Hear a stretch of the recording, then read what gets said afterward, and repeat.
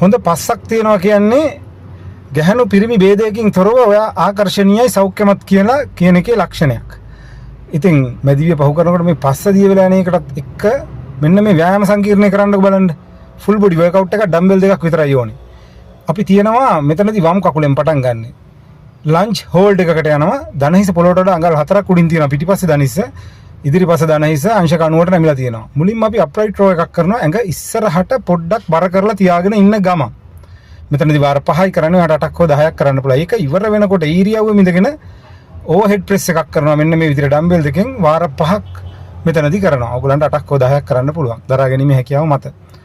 ඉරියව්ව වෙනස් වෙන්නේ නැහැ. ඊට පස්සේ ක්ලීන් ඇන්ඩ් ප්‍රෙස් එකක් කරනවා. ඒ ඉරියව්වෙම ඉන්න ගමන් මෙතනදී වාර 5යි. ඔයාලට කැමති නම් 8ක් හෝ 10ක්. එක දිගටම කරගෙන යන්න ඕනේ. දැන් මේ ව්‍යායාම වල අරමුණ වෙන්නේ අයිසොමෙට්‍රික් විදිහට ඔයාගේ යටි කය ව්‍යායාමයට ආතතියට ලක් කරන එක. ඊට පස්සේ අපි පටන් ගන්නවා රිවර්ස් ලන්ජ් එකක්. අර ඉස්සරහ තිබ්බ කකුල එහෙමම තියනවා. අනිත් කකුලෙන් පිටිපස්සට ගිහිල්ලා රිවර්ස් ලන්ජ් එක කරලා ඉස්සරහට එන මෙතන වාර 5යි. ඔයාලට කැමති නම් 10ක් හෝ 8ක් කරන්න පුළුවන්. මේ කකුලට කරලා ඉවර වෙනවා. ඒත් එක්කම ඔයාලට පුළුවන් ඕන නම් අනිත් කකුලටත් කරන්න. නැත්තම් විනාඩියක් මහන්සි කරලා කරන්න. ජය වේවා.